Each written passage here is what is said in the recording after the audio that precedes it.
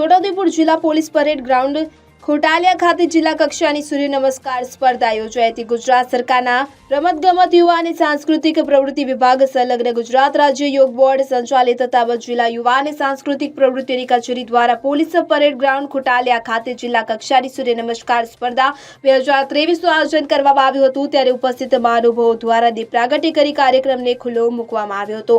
જિલ્લા યુવા વિકાસ અધિકારીની કચેરી તેમજ જિલ્લા યોગ બોર્ડ દ્વારા ઉપસ્થિત મહાનુભાવોનું પુષ્પગુચ્છ આપી સ્વાગત કરવામાં આવ્યું। આ પ્રસંગે પોતાની વિશેષ ઉપસ્થિતિ નોંધાવતા ધારાસભ્ય રાજેન્દ્રસિંહ રાઠવાએ યોગને જીવન શૈલીનો મહત્વનો ભાગ ગણાવતા જણાવ્યું હતું કે વડાપ્રધાન નરેન્દ્ર મોદીએ દેશની પરંપરાગત યોગ વિદ્યાને વિશ્વ ફલક પર પ્રસ્થાપિત કરી છે। ત્યારે યુવા અને પેઢી પણ યોગને જીવનશૈલીનો ભાગ બનાવીને એક તંદુરસ્ત સમાજનું નિર્માણ કરવા પ્રેરિત કર્યા હતા। તો તબ જિલ્લાના યોગ સ્પર્ધકો વધુમાં વધુ આવી સ્પર્ધાઓમાં ભાગ લઈને જિલ્લાને યોગ ક્ષેત્રે નામના અપાવે તેવી શુભેચ્છાઓ પાઠવી હતી। આ પ્રસંગે કરશનભાઈ રાઠવા દ્વારા યોગ નિર્દેશન કરવામાં આવ્યું હતું। આ સ્પર્ધામાં પ્રથમ આવનાર ભાઈઓ તથા બહેનોને રાજ્ય યોગ બોર્ડ દ્વારા 21,000, દ્વિતીય ક્રમાંકે આવનાર ભાઈ બહેનોને 15,000 અને તૃતીય સ્થાન પ્રાપ્ત કરનાર ભાઈ બહેનને 11,000નો પુરસ્કાર આપવામાં આવશે હોવાનું જણાવ્યું હતું। આ કાર્યક્રમમાં તાલુકા પંચાયત પ્રમુખ કલ્પનાબેન રાઠવા, જિલ્લા ભાજપ પ્રમુખ ઉપેન્દ્રભાઈ રાઠવા, મહામંત્રી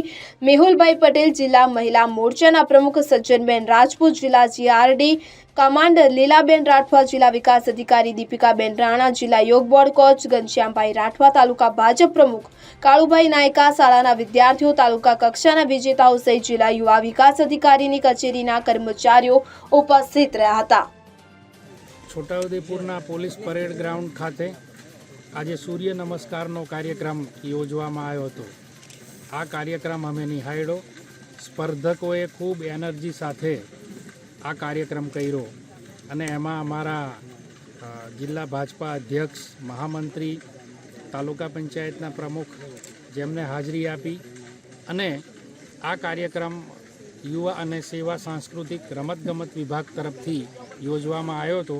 ખૂબ સુંદર આયોજન એમને કર્યું હતું ને છોટાઉદેપુર જિલ્લાના સ્પર્ધકો રાજ્ય લેવલે નામના કરી શકે તેવી અહીંયા આ વિભાગ દ્વારા પ્રવૃત્તિઓ ચાલી રહી છે। હું સૌ સ્પર્ધકોને ખૂબ ખૂબ અભિનંદન પાઠવું છું। સઈદ સોમરા સાથે CN24 ન્યૂઝ, છોટાઉદેપુર। હવે જુઓ દેશ દુનિયાની તમામ ખબરો તમારી આંગળીના ટેરવે। ઉઠાવો મોબાઈલ અને Google Play Store પરથી ડાઉનલોડ કરો અમારી CN24 ન્યૂઝ મોબાઈલ એપ।